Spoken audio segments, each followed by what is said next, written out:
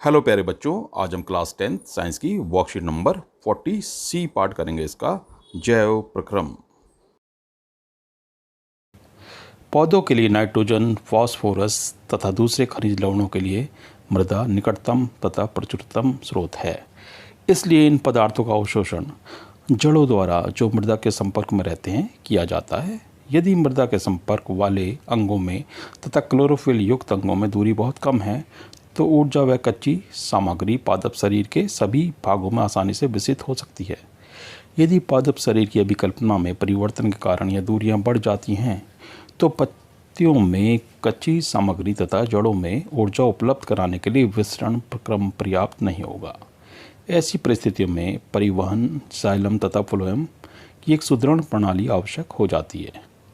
पादप प्रचलन नहीं करते और पादप शरीर का एक बड़ा अनुपात अनेक ऊतकों में मृतक कोशिकाओं का होता है। इसके परिणाम स्वरूप पादपों को कम ऊर्जा की आवश्यकता होती है तथा वे अपेक्षाकृत धीमी वहन तंत्र प्रणाली का उपयोग कर सकते हैं। यदि पौधा छोटा होगा तो विसरण द्वारा ही जल तथा भोजन का संवहन हो सकता है, लेकिन पौधे तो कहीं 100 फीट ऊंचे होते हैं, इसलिए ये विसरण पर्याप्त नहीं है। तो इसके लिए इसमें जाइलम तथा फ्लोएम होता है। ये चित्र आप देख सकते हैं।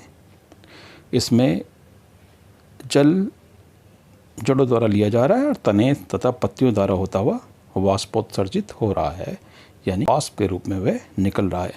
वाष्पोत्सर्जन पौधों के वायवीय भागों द्वारा वाष्प के रूप में जल की हानि की प्रक्रिया है। यह प्रक्रिया पादपों की निम्न रूपों में सहायता करती है।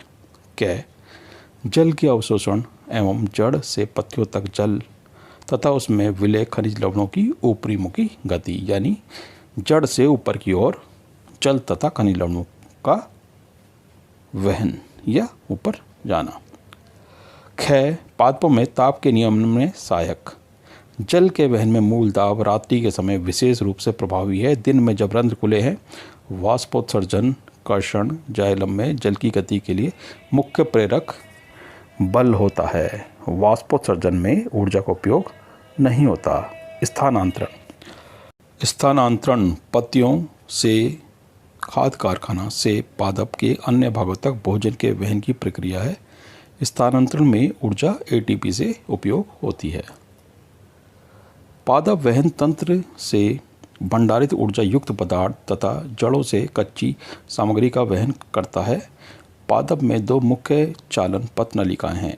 जाइलम जो मृदा से प्राप्त जल तथा खनिज लवणों का वहन करता है, और फ्लोएम जो पत्तियों से जहाँ से वे संश्लेषित होते हैं प्रकाश संश्लेषण के उत्पाद पौधे के अन्य भागों तक वहन करता है। जाइलम तथा फ्लोएम के कार्यों में अंतर, यानी जाइलम का काम है जल और खनिज लवणों का वहन करना, और फ्लोएम का कार्य है जो पत्ती में भोजन बनाए उसको पौधों के दूसरे भागों तक पहुँचाना।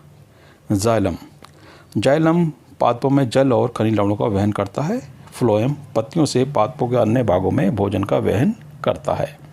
जाइलम में हमेशा ऊपरी मुखी गति होती है मृदा से पत्तियों तक।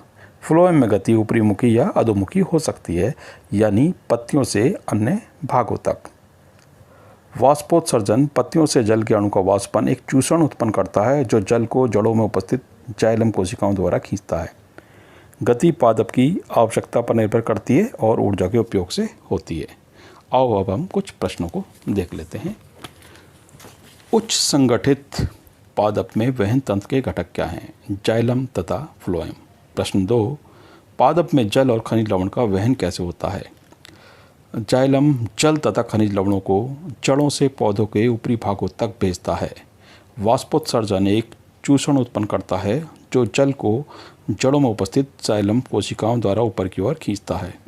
प्रश्न 3, पादप में भोजन का स्थानांतरण कैसे होता है? पादप में भोजन का स्थानांतरण फ्लोएम करता है। यह पत्तियों से भोजन लेकर पौधों के अन्य भागों तक पहुंचाता है।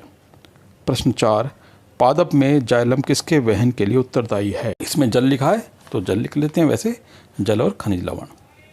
प्रश्न 5, जाइलम तथा फ्लोएम में पदार्थों के वहन में क्या अंतर है? जाइलम पादपों में जल तथा खनिज लवणों का वहन करता है। इसमें हमेशा ऊपरी मुखी गति होती है मृदा से पत्तियों तक। इसमें वहन वाष्पोत्सर्जन द्वारा उत्पन्न चूषण से होता है। फ्लोएम पत्तियों से पादपों के अन्य भागों में भोजन का वहन करता है। फ्लोएम में गति ऊपरीमुखी या अधोमुखी हो सकती है। फ्लोएम द्वारा वहन में ऊर्जा का उपयोग होता है और जाइलम में नहीं होता।